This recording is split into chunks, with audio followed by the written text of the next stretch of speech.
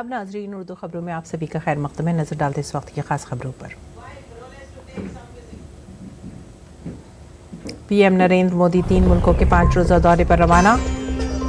रवानगी से कबल अपने बयान में जमहूरियत और तकसीरियत में मुश्तरका स्ट्रैटेजिक शराकतदारी को मजबूत करने की उम्मीद का किया इजहार। एक जमीन एक कुंबा एक मुस्तकबिल पर दिया खुसूसी जोर।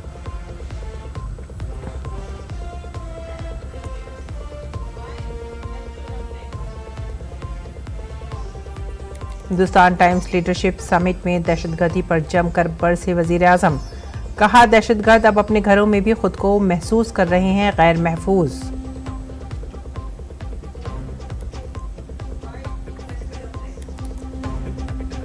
महाराष्ट्र में पीएम मोदी ने बीजेपी के बूथ कारकुनों को एक है तो सेफ है का दिया पैगाम। कांग्रेस लीडर राहुल गांधी ने अवाम से किए गए वादों को पूरा करने का दिलाया यकीन।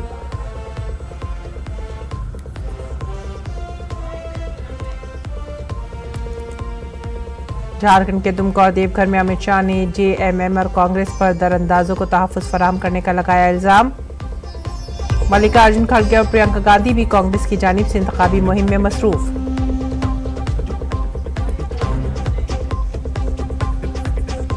छत्तीसगढ़ के कांकेर में सिक्योरिटी फोर्सेस के हाथों 5 नक्सली हलाक। एनकाउंटर में 2 फौजी जख्मी। हथियारों की बड़ी खेप बरामद।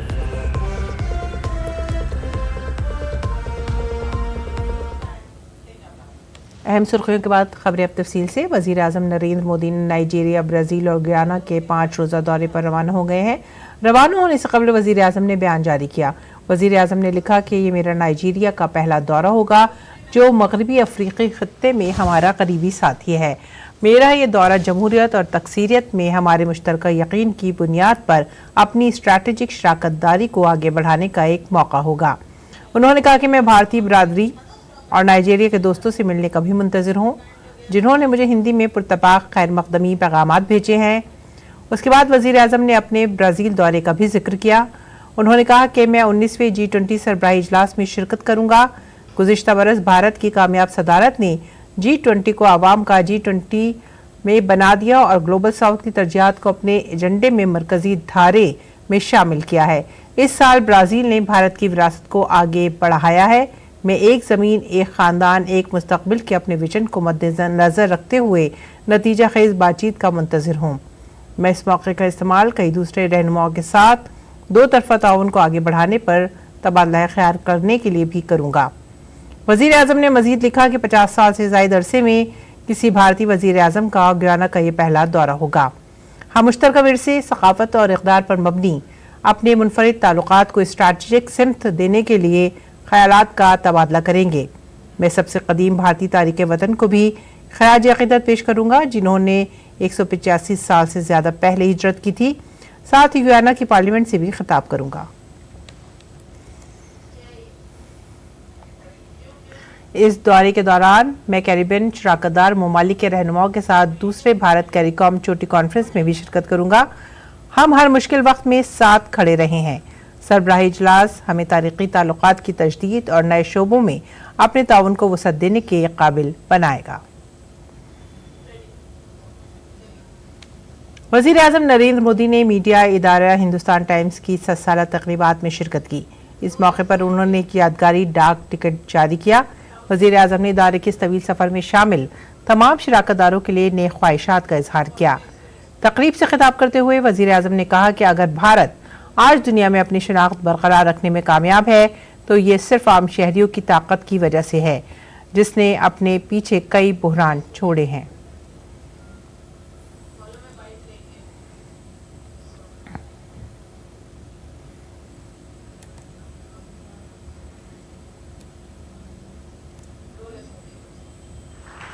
हिंदुस्तान टाइम्स ने अपने 100 साल में 25 साल गुलामी के देखे हैं और 75 साल आजादी के देखे हैं। इन 100 वर्षों में जिस शक्ति ने भारत का भाग्य बनाया है, भारत को दिशा दिखाई है, वो है भारत के सामान्य मानवी की सूझबूझ, भारत के सामान्य मानवी का सामर्थ्य, भारत के सामान्य नागरिक के इस सामर्थ्य को पहचानने में बड़े बड़े जानकारों से अक्सर गलतियां हुई है। अंग्रेज जब भारत छोड़कर जा रहे थे तो ये कहा गया कि ये देश बिखर जाएगा, टूट जाएगा, इसका कोई भविष्य नहीं है। जब इमरजेंसी लगी तो कुछ लोगों ने मान लिया था कि अब तो इमरजेंसी हमेशा ही लगी रहेगी, अब लोकतंत्र गया। कुछ लोगों ने, कुछ संस्थानों ने इमरजेंसी थोपने वालों की ही शरण ले ली थी, लेकिन तब भी भारत का नागरिक उठ खड़ा हुआ और इमरजेंसी को उखाड़ फेंकने में बहुत ज्यादा समय नहीं लगा। वजीर आजम ने कहा कि वोट बैंक की सियासत ने भारत की तरक्की के सफर को बहुत नुकसान पहुंचाया है। इसी की वजह से अदम तवाजुन और अदम मसावात में इजाफा हुआ है और इसकी वजह से हुकूमतों पर शहरियों का एतमाद कम हुआ है। लेकिन आज मौजूदा मरकजी हुकूमत ने शहरियों के एतमाद को बहाल किया है। पहले सरकार इसलिए चलाई जाती थी कि बस अगला चुनाव जीत लिया जाए। चुनाव जीतने के लिए एक वोट बैंक बनाया जाता था और फिर उस वोट बैंक को खुश करने के लिए योजनाएं बनती थी। इस प्रकार की पॉलिटिक्स ने सबसे बड़ा नुकसान यह किया कि देश में असंतुलित, असमानता, इसका दायरा बहुत बढ़ता गया। कहने को विकास बोर्ड लग जाता था, दिखता नहीं था। असंतुलित अवस्था ने, इस मॉडल ने जनता का सरकारों के प्रति विश्वास तोड़ दिया। हम आज इस विश्वास को वापस लाए हैं। हमने सरकार का एक पर्पस तय किया है। ये पर्पस वोट बैंक वाली जो पॉलिटिक्स होती है ना, उससे हजारों मील दूर है। हमारी सरकार का पर्पस, उसका उद्देश्य एक बड़ा है, विराट है, व्यापक है। हम progress of the people, progress by the people, progress for the people के मंत्र को लेकर चल रहे हैं। हमारा उद्देश्य नया भारत बनाने का है, भारत को विकसित बनाने का है।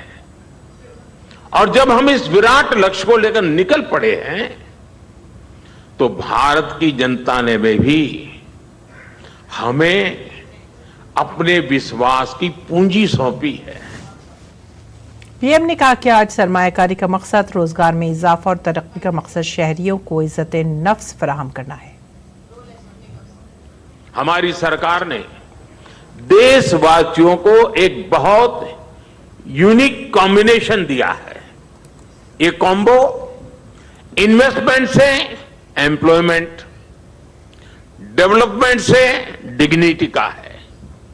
हम विकास का ऐसा मॉडल लेकर चल रहे हैं जहां इन्वेस्टमेंट हो, इन्वेस्टमेंट से एम्प्लॉयमेंट जनरेट हो, डेवलपमेंट हो और वो डेवलपमेंट भारत के नागरिकों की डिग्निटी बढ़ाए। वजीर आजम नरेंद्र मोदी ने दहशतगर्दी के मामले पर अपोजिशन को घेरा और कहा कि अब दहशतगर्द अपने ही घरों में खुद को गैर महफूज महसूस कर रहे हैं, जबकि पिछली हुकूमतों में दहशतगर्दी की वजह से आम शहरी खुद को गैर महफूज महसूस करते थे। ये वो समय था जब पड़ोसी देश की आतंकवादी हरकतों की वजह से हमारे लोग अपने घर और शहरों में भी असुरक्षित रहते थे। लेकिन अब स्थितियां बदल गई हैं। अब वहां के आतंकवादी ही अपने घर में सुरक्षित नहीं है। और वजीर आजम नरेंद्र मोदी ने आज बीजेपी के बूथ कारकुनों को महाराष्ट्र असेंबली इंतखाबात में जीत का फॉर्मूला दिया। पीएम मोदी ने मेरा बूथ सबसे मजबूत प्रोग्राम के तहत कारकुनों से बातचीत की। उन्होंने प्रोग्राम के तहत पार्टी कारकुनों से खास बातचीत की। बीजेपी रहनुमा अमित शाह ने दुमका में एक जलसे आम से खिताब किया। अमित शाह ने अपने खिताब में अपोजिशन को सख्त तनकीद का निशाना बनाया। उन्होंने कहा कि कांग्रेस की पॉलिसी ने मुल्क में दहशतगर्दी को फरोग दिया है। राहुल बाबा, कान खोलकर सुन लो, आप तो क्या, आपकी चौथी पीढ़ी भी धारा 370 को वापस नहीं। आपके समय में आतंकवादी आए दिन बम धमाके करते थे, लोगों को मारकर चले जाते थे, कोई पूछने वाला नहीं था। नरेंद्र मोदी जी को झारखंड वालों आपने प्रधानमंत्री बनाया, 2014 में फिर से प्रधानमंत्री बनाया। उरी और पुलवामा में हमला हुआ, 10 ही दिन में मोदी जी ने पाकिस्तान के घर में घुसकर सर्जिकल स्ट्राइक और एयर स्ट्राइक कर आतंकवादियों का सफाया करने का काम नरेंद्र। झारखंड असेंबली इंतखाबात के लिए तमाम पार्टियां भरपूर तरीके से इंतखाबी मुहिम चला रही हैं। कांग्रेस भी रियासत में अपना इख्तियार बचाने में कोई कसर नहीं छोड़ना चाहती। आप गठबंधन सरकार को फिर से हुकूमत में लाओ। हर एक को 5 किलो राशन के जगह 7 किलो राशन दिया जाएगा। हर गरीब परिवार को 450 रुपए में गैस सिलेंडर मिलेगा। झारखंड के 10 लाख युवक युवतियों को रोजगार दिलाने का हम पूरा कोशिश करेंगे। और महाराष्ट्र में 20 नवंबर को होने वाले असेंबली इंतखाबात से कबल सियासी जमातों के दरमियान लफ्जी जंग तेज हो गई है। कांग्रेस रहनुमा राहुल गांधी ने महाराष्ट्र के अमरावती में इंतखाबी रैली से खिताब किया। रैली के दौरान राहुल गांधी ने बीजेपी को तनकीद का निशाना बनाया। राहुल गांधी ने बीजेपी पर आइन को नजरअंदाज करने का इल्जाम भी लगाया। हमारे लिए ये इस देश का डीएनए है। बीजेपी के लोग बंद कमरों में छुपकर इस संविधान की हत्या करते हैं। बीजेपी ने उद्धव ठाकरे पर महाराष्ट्र में तकसीम की सियासत करने का इल्जाम लगाया है। बीजेपी के तर्जुमान गौरव भाटिया ने इंडिया इत्तेहाद पर हमला करते हुए कहा कि महाराष्ट्र से झारखंड तक ये लोग वोट जिहाद का काम कर रहे हैं। पहले बांटने का काम कर रही है उद्धव ठाकरे की पार्टी, शरद पवार की पार्टी और कांग्रेस पार्टी और जेएमएम। और जब बांट दो तो काटने का काम करवाएंगे घुसपैठियों से। महाराष्ट्र से लेकर झारखंड तक मुसलमानों को अपील हो रही है कि आप वोट करिए और वोट करिए इंडिया अलायंस के लिए। तो यह आज पूछा जाएगा और मजबूती से पूछा जाएगा, कृपया करके ये बताइए, ये वोट जिहाद नहीं है तो और क्या है? संविधान का उल्लंघन नहीं है तो और क्या है? मॉडल कोड ऑफ कॉन्डक्ट का वायलेशन नहीं है तो और क्या है? रिप्रेजेंटेशन ऑफ पीपल्स एक्ट का वायलेशन नहीं है तो और क्या है? गौरव भाटिया महाराष्ट्र और झारखंड में बीजेपी की जीत की बात कर रही हैं। उन्होंने महाविकास अघाड़ी पर महाराष्ट्र में खुशामद की सियासत करने का इल्जाम लगाया। प्रथम चरण का जो मतदान हुआ है झारखंड में, एक बात स्पष्ट हो गई है, भारतीय जनता पार्टी और एनडीए की सरकार भारी बहुमत से झारखंड में आ रही है और महाराष्ट्र में भी जो हवा चल रही है, तो यह स्पष्ट हो गया है कि जीत महायुति की होगी। चाहे वो महावसूली अघाड़ी हो और चाहे वो हेमंत सोरेन और कांग्रेस पार्टी हो। क्या मुद्दे उठ रहे हैं? घुसपैठियों को इलू इलू, तुम मेरे अपने हो,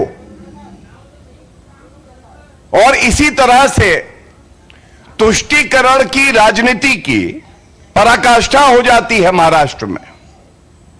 अरे दम नहीं है अगर तुम में, अगर नागरिकों से तुम्हें वोट नहीं मिलता है तो महावसूली अघाड़ी को चाहिए कि राजनीति छोड़ दे। बात करते हैं उत्तर प्रदेश के फूलपुर में असेंबली ज़िमनी इंतखाबात होने हैं। इसी सिलसिले में योगी आदित्यनाथ ने प्रयागराज के फूलपुर असेंबली हलके में बीजेपी उम्मीदवार दीपक पटेल के लिए इंतखाबी रैली निकाली और एसपी को निशाना बनाया। इंतखाबी रैली के दौरान योगी आदित्यनाथ ने माफिया को एसपी के गले का हार बताया। बड़े दुर्दांत खतरनाक माफिया है, वे सब सपा के गले के हार हैं। उन्हीं से इनकी आजीविका चलती है, उन्हीं के भरोसे ये लोग जीते हैं। झारखंड में इंतखाबी दर्जा हरारत बढ़ रहा है। वाडा का पोटियाहाट असेंबली हलका झारखंड की हाई प्रोफाइल सीटों में से एक है। यहां कांग्रेस उम्मीदवार प्रदीप यादव को इस सीट से अपनी जीत का पूरा यकीन है। हमारे नामनिगार राजेश राज ने उनसे खास बातचीत की। सरकार में मंत्री रह चुके प्रदीप यादव अब कांग्रेस की टिकट पर किस्मत आजमा रहे हैं। हमारे साथ प्रदीप यादव अभी मौजूद हैं बातचीत करने के लिए। पोरैयाहाट जो है हॉट सीट मानी जा रही है, आपको कैसा लग रहा है, कितना रिस्पॉन्स है पब्लिक के बीच जाकर, जनता किस तरीके से आपको हाथों हाथ ले रही है? इस क्षेत्र से, इस धरती से मेरा पुराना लगाव रहा है, पुराना रिश्ता है और बड़ा गहरा रिश्ता है। 25 वर्षों से यहाँ की जनता ने मुझे प्राथमिकता दी है, मुझे चुना है, मुझे आशीर्वाद दिया है, सहयोग किया है और मैं बिल्कुल दिन रात उनकी सेवा में लगा रहता हूँ। 24 गुना 7 गुना 30 गुना 12 गुना 5 आप इस रूप में देखें तो। और सब लोगों को पता है कि प्रदीप यादव इस क्षेत्र का नेता नहीं, इस क्षेत्र का बेटा है और वही सम्मान मैं भी देता, वही सम्मान वो भी देते हैं। और हमें नहीं लगता कि इस बार कोई चूकेगा। मैं 5 बार लगातार जीता हूँ। जनता का जो मूड है, जनता जिस प्रकार हमें चाह रही है, लगता है कि एक लंबा छक्का लगेगा, स्टेडियम से बाहर जाएगा। कहा जा रहा है कि आरएसएस, बीजेपी, झारखंड विकास मोर्चा और अब कांग्रेस, पार्टियां बदलती गई लेकिन प्रदीप यादव नहीं बदले। विधानसभा क्षेत्र पर कब्जा बरकरार रहा। तो इस बार क्या लगता है कि ये जो तमाम पार्टियों से आपको यहाँ पहुँचने का जो सफर रहा, कार्यकर्ताओं में कितना जोश दिखाई पड़ रहा है, क्या इसका लाभ मिल रहा है? पूरा कह सकते हैं कि झुंड जिसको कह सकते हो वर्कर्स का, वो मेरे साथ एक फौज खड़ी है। और जो हमने विकास के काम किए हैं, 90% गाँव तक सड़कें, गाँव में स्कूल, जगह जगह हाई स्कूल, 2 कॉलेज, ये सारे ITI, सभी गांव में बिजली, सिंचाई के बेहतर साधन, हमें लगता है कि इससे लोग जुड़े हुए, कि ये काम करने वाले लोग हैं। 7 गारंटी तो हमारी पार्टी ने पहले से दी है, हमारे गठबंधन ने। 8वीं गारंटी हमने ताल ठोक के दी है कि जिस प्रकार 25 वर्षों से आपकी सेवा में रहा हूं 24 गुना 7, इस बार भी उसी लगन और उसी मन से रहूंगा। उस 8वीं गारंटी मेरी सबसे बेहतर है। हमें लगता है कि इस कारण लोग मुझे पसंद करते हैं। तो कांग्रेस के प्रत्याशी पोरैयाहाट से प्रदीप यादव, जिनको अपनी जीत का यकीन है और वो कहते हैं कि जनता हमें इसलिए चुनती है कि हम उनके उम्मीदों पर खड़ा उतरते हैं। कैमरामैन संदीप के साथ पोरैयाहाट गोड्डा से मैं राजेश राज, DD न्यूज के लिए। अगली खबर छत्तीसगढ़ से। छत्तीसगढ़ में रायपुर कांकेर नारायणपुर सरहद पर अबू झमाड़ के जंगल में फौजी और नक्सलियों के दरमियान तसादम में 2 फौजी जख्मी हो गए हैं। उन्हें हवाई जहाज से रायपुर अस्पताल ले जाया गया। इस तसादम में 5 नक्सली मारे गए हैं। 2 फौजी इस तसादम में जख्मी हुए हैं और 5 नक्सली मारे गए हैं। भारी मकदार में असलाह भी बरामद किया गया है। ताहम अबू झमाड़ के जंगल में पुलिस और नक्सलियों के दरमियान इस वक्त इनकाउंटर जारी है। इनकाउंटर पर छत्तीसगढ़ के नायब वजीर आला अरुण साव ने कहा है कि जब से बीजेपी की हुकूमत आई है वो नक्सलियों के खिलाफ सख्त कार्रवाई कर रही है। राज्य में हमारी सरकार बनने के बाद डबल इंजन की सरकार अपने वायदे के अनुरूप बस्तर को नक्सल मुक्त बनाने की दिशा में ठोस और मजबूत कार्यवाहियां लगातार कर रही है। हमारे सुरक्षा बल के जवान पूरी मुस्तैदी से सुदूर क्षेत्रों में भी जाकर नक्सलियों से लोहा ले रहे हैं, बस्तर को नक्सल मुक्त बनाने की दिशा में काम कर रहे हैं। और अब रुख करते हैं उत्तर प्रदेश के झांसी का, जहां पर मेडिकल कॉलेज के शीरख्वार बच्चों के वार्ड में आग लगने से 10 बच्चों की मौत हो गई है, जबकि कई बच्चों की हालत तशवीशनाक है। 39 बच्चों को बाहिफाजत निकाल लिया गया है। सीएम योगी आदित्यनाथ ने वाकई की तहकीकात कमिश्नर विमल कुमार दुबे और डीआईजी कलानिधि निथानी को सौंप दी है। 12 घंटे के अंदर तहकीकाती रिपोर्ट पेश करने के लिए कहा गया है। वजीर आला योगी आदित्यनाथ की हिदायत पर नायब वजीर आला ब्रजेश पाठक झांसी मेडिकल कॉलेज पहुंच गए हैं। ब्रजेश पाठक महारानी लक्ष्मीबाई मेडिकल कॉलेज झांसी पहुंचे और सूरत हाल का जायजा लिया। इस वाक़े पर गम का इजहार करते हुए नायब वजीर आला ने मामले की 3 सतही गैर जानिबदाराना तहकीकात की बात की। उन्होंने कहा कि जो भी कसूरवार पाया गया उसके खिलाफ सख्त कार्रवाई की जाएगी। झांसी के डीएम ने वाक़े के हवाले से एक हेल्पलाइन नंबर भी जारी किया है। हादसे से मुतालिक ज़रूरी मालूमात के लिए आप 1876415494 पर राब्ता कायम कर सकते हैं। जो सिस्टम है, हमारा जो स्टाफ है वो उनके रेस्क्यू में लगा। बाद में फायर ब्रिगेड वगैरह भी आई और उसमें से हम लोगों ने 39 जो बच्चे थे उनको रेस्क्यू कर लिया और उसमें 10 बच्चे एक्सपायर हो गए। सारे बच्चे अंडर कंट्रोल है, स्टेबल है। उत्तर प्रदेश के वजीर आला योगी आदित्यनाथ ने झांसी मेडिकल कॉलेज में आग लगने के वाक़े पर गहरे रंजो गम का इजहार किया है। प्रयागराज में एक रैली के दौरान वजीर आला ने हलाक होने वाले बच्चों के सोगवार खानदान से ताज़ियत का इजहार किया और वाक़ई की तहकीकात का मुतालबा किया। बच्चों को चार्ज की व्यवस्था की जा सके, इसकी व्यवस्था में देर रात्रि से ही हम लोग लगे थे और रात्रि में ही स्वास्थ्य मंत्री और प्रदेश के डिप्टी सीएम श्री ब्रजेश पाठक जी भी वहां पहुंच गए थे और 10 बच्चों की दुखद मौत हुई है। शेष बच्चे सुरक्षित हैं। वहां पे स्वास्थ्य विभाग की पूरी टीम, मेडिकल कॉलेज की पूरी टीम, प्रशासन और पुलिस प्रशासन की पूरी टीम सभी को सुरक्षित निकालने में सफल रही। लेकिन मेरी संवेदना उन सभी परिजनों के प्रति है जिन्होंने अपने मासूम बच्चों को खोया। उत्तर प्रदेश के बिजनौर में एक दर्दनाक सड़क हादसा पेश आया है। टेम्पो और कार में खौफनाक तसादुम में दूल्हा और दुल्हन समेत 7 अफराद जाँ बहक हो गए हैं। बताया जा रहा है कि शादी के बाद शादी की बारात दुल्हन के साथ वापस आ रही थी कि ये खौफनाक हादसा पेश आया। वजीर आला योगी आदित्यनाथ ने हादसे पर गम का इजहार किया है। वजीर आला ने अफसरों को इमदादी कामों में तेजी लाने और जख्मियों को मुनासिब इलाज फराहम करने की हिदायत दी।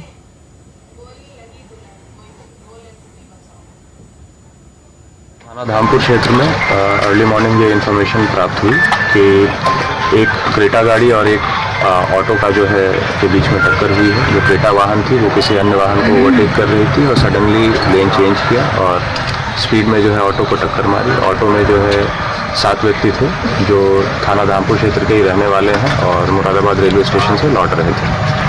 उनमें से 6 व्यक्तियों की उसी समय मृत्यु हो गई थी और जो ऑटो ड्राइवर है उसकी उपचार के दौरान मृत्यु हो गई है। इसमें उनकी फैमिली को इन्फॉर्म किया गया है और सभी शवों का जो है पंचायतनामा और पोस्टमार्टम करवाया जा रहा है और परिजनों को जो है यथासंभव सहायता प्रदान की जा रही है। जो क्रेटा चालक हैं उनके विरुद्ध अभियोग पंजीकृत किया गया है और वाहन को अभिरक्षा में लिया गया है। अगली खबर, भारत और नाइजीरिया ने एक दूसरे के साथ तारीखी इक़्तिसादी ताउन को बढ़ाने के संत में कई अहम इक़दाम किए हैं। दोनों ममालिक ने तवील मुद्दती शराकतदारी और ताउन को फ़रोग़ देने के लिए सकाफ़ती तबादले, सर्वे ताउन और कस्टम्स ताउन पर 3 मफ़ाहमतनामों पर दस्तखत किए। इस MOU पर भारत की जानिब से खारजा सेक्रेटरी नमो रवि और नाइजीरिया हुकूमत में वज़ारत खारजा के मुस्तक़िल सेक्रेटरी और सफ़ीर अहमद डमोमा उमर ने दस्तखत किए। रेटिंग एजेंसी मूडीज ने कहा है कि हिंदुस्तानी मईशत अच्छी हालत में है, जिसमें ठोस तरक्की और नर्म इफरात ज़र का इम्तिजाज है। मूडीज ने 2024 में हिंदुस्तान के लिए GDP की शरह नमो 7.2%, उसके बाद 2025 और 26 के लिए बिलतरतीब 6.6% और 6.5% तरक्की का अंदाजा रखा है। रिपोर्ट में कहा गया है कि महंगाई के खतरात के दरमियान RBI इस साल निस्बतन सख्त मालियाती पॉलिसी को बरकरार रखेगा। ये भी कहा गया है कि मजबूत इक़्तिसादी हालात बशमूल सेहतमंद कॉर्पोरेट और बैंक बैलेंस शीट्स, मजबूत बैरूनी पोजीशन और ज़र मुबादला के अच्छे खासे ज़खायर की भी उम्मीद है, जो भारत की तरक्की के लिए अच्छी अलामात हैं। और इसी के साथ ही आप हमारी पूरी टीम को दीजिए इजाजत। आदाब।